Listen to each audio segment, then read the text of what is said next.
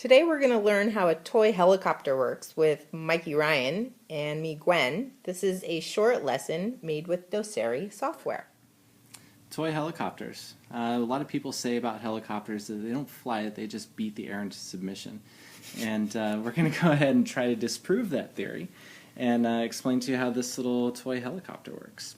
So what you might notice is that it is a helicopter, and usually helicopters have things like rotors. And this particular helicopter has what we call a coaxial rotor system. And So wait, a rotor, is that the blades? that's correct. Yeah. So you're going to have one rotor, that's another rotor, it's just the two blades that spin and they create lift. So there's those two, and then there's also this little guy back here. It's also a rotor, but we'll get to that in a minute. I mentioned a moment ago that this is a coaxial rotor system. So you have one rotor that spins in one direction. So this one is actually going to, nope, that was wrong. This one is going to spin in that direction. And this guy is going to spin in that direction. So most helicopters are going to have a single rotor up top. Say, for example, that one, and they wouldn't have this one. So what's going to happen in this type of scenario is that this rotor here is going to spin in this direction, creating lift for the helicopter to actually fly. But because the helicopter is just out in space, basic physics says, well, if you have one rotor going in one direction, well, the helicopter is going to want to go in the opposite direction. And that's not very good. So what they do on regular helicopters is they put a tail rotor on the back, usually in this area, but is not this rotor. It would be something different. And this is going to counteract the torque of the main rotor. What we have here is a coaxial system. So between that rotor and this rotor, they spin in opposite directions that cancel out the torque of each other.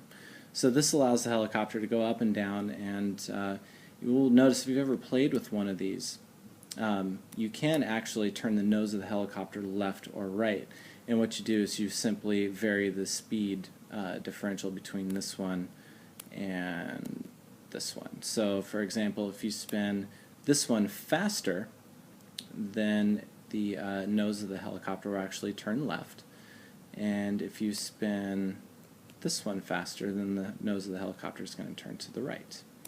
But you also notice, if you ever played with one of these before, that you can also go forward and backwards, and that's what this little guy's for.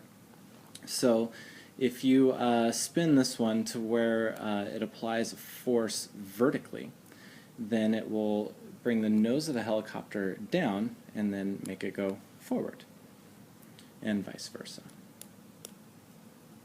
That was really interesting. I have one question though. What's this piece up here on the top, this thing? That's called a Hiller stabilization system, and helicopters aren't that stable. And so what this does is it basically uses the inertia.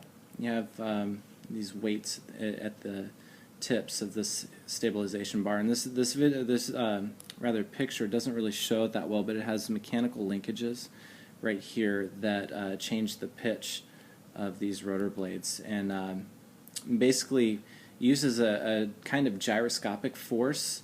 Gyroscopic, is that like spinning? Yeah, and because they're spinning in a circle, they're going to kind of want to stay within that circle. So if there's like a little gust of wind or something and it's going to want to move one of these blades in one direction or another, it kind of helps balance that out against the inertia of the rotating weights.